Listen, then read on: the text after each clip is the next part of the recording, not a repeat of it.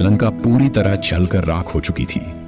विजय की ध्वनि आकाश में गूंज रही थी और राम की सेना अपने नायक की जय जयकार कर रही थी। लेकिन उस शोरगुल से दूर रावण भूमि पर गिरा पड़ा था, अपनी अंतिम सांसें गिनते हुए। उसकी आंखों में अब न अहंकार था न क्रोध, केवल एक गहरी समझ और पश्चाताप की छाया थी। राम ने लक्ष्मण से कहा, लक्ष्मण, जाओ और रावण से उसकी अंतिम सीख प्राप्त करो। वह संसार का सबसे बड़ा ज्ञानी था।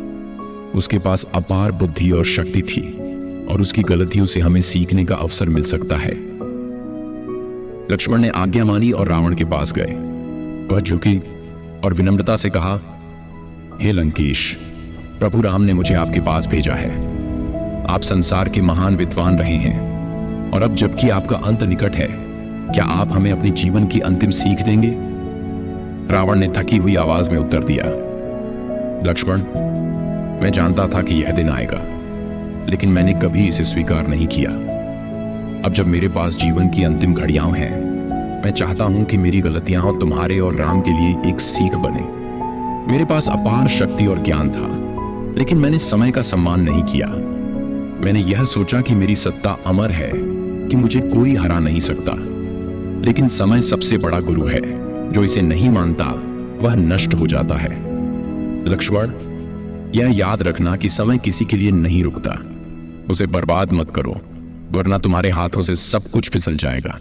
मेरे 10 सिर इस बात का प्रतीक थे कि मैं सर्वश्रेष्ठ हूं। मेरे पास जितना ज्ञान था उतना ही मेरा अहंकार भी था। मैंने अपने आप को भगवान समझ लिया और यही मेरा पतन बना। जब तुम किसी भी तरह के ज्ञान, शक्ति या सफलता को प्राप्त करो, उसे विनम्रता से ग्रहण करो। अहंकार तुम्हें अंधा बना देता है और फिर तुम अपने सच्चे मार्ग से भटक जाते हो। मैंने अपने भाई विभीषण को अपमानित किया, अपनी बहन शूर्पणखा की इच्छाओं का अनादर किया। अपने परिवार का आदर न करने की सजा मुझे मिली है, चाहे जितनी भी शक्ति और सत्ता हो। यदि तुम अपने अपनों का अनादर करते हो तो जीवन में तुम कभी सफल नहीं हो पाओगे। परिवार ही तुम्हारा सच्चा सहारा है। मैंने सीता का अपहरण क्रोध और प्रतिशोध में किया। मैंने सोचा था कि मैं अपनी अपमान का बदला ले लूंगा, लेकिन क्रोध और प्रतिशोध ने मुझे अंधा बना दिया। मैंने सत्य और न्याय का मार्ग छोड़ दिया। अगर तुम क्रोध के वश में आओगे तो तुम अपना विवेक खो दोगे।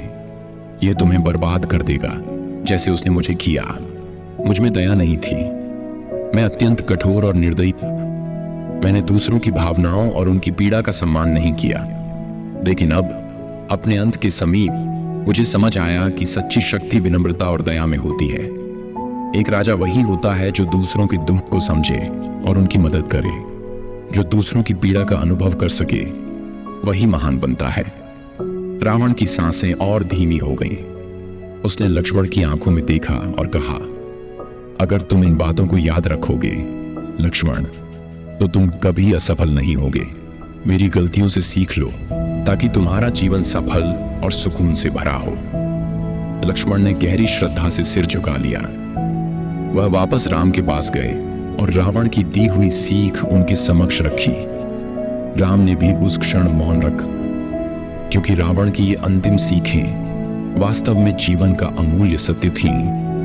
यह कहानी हमें सिखाती है कि विजयदशमी केवल बुराई पर अच्छाई की जीत का प्रतीक नहीं है, बल्कि यह हमें जीवन के कई गहरे और महत्वपूर्ण सबक भी देती है।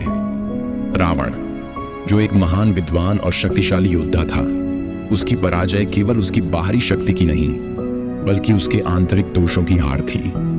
अहंकार, क्रोध और समय की अवहेलना, ये सभी उसके पतन के प्रमुख कारण बने। रावण की अंतिम सीख हमें बताती है कि जीवन में सच्ची सफलता केवल भौतिक समृद्धि से नहीं, बल्कि अपने विचारों और भावनाओं को नियंत्रित करके प्राप्त होती है। समय का सम्मान, अहंकार का त्याग और दया तथा विनम्रता का अभ्यास जीवन को संतुलित और सशक्त बनाते हैं। यदि हम रावण की गलतियों से सीखकर अपने जीवन में इन गुणों को अपनाते हैं, तो हम न केवल व्यक्तिगत रूप से सफल होंगे, बल्कि समाज में भी अपनी पहचान को मजबूती से स्थापित कर सकेंगे। अगर आपको यह कहानी पसंद आई हो और इससे कुछ सीखने को मिला हो, तो हमारे चैनल को सब्सक्राइब करें और वीडियो को लाइक करना न भूलें। नीचे दिए गए कमेंट्स में हमें बताएं कि रावण की अंतिम सीख ने आपको सबसे ज्यादा किस बात पर सोचने पर मजबूर किया। और हाँ, बेल आइकन दबाएं ताकि हमारी हर नई प्रेरणादायक कहानी सबसे पहले आप तक पहुंचे। धन्यवाद।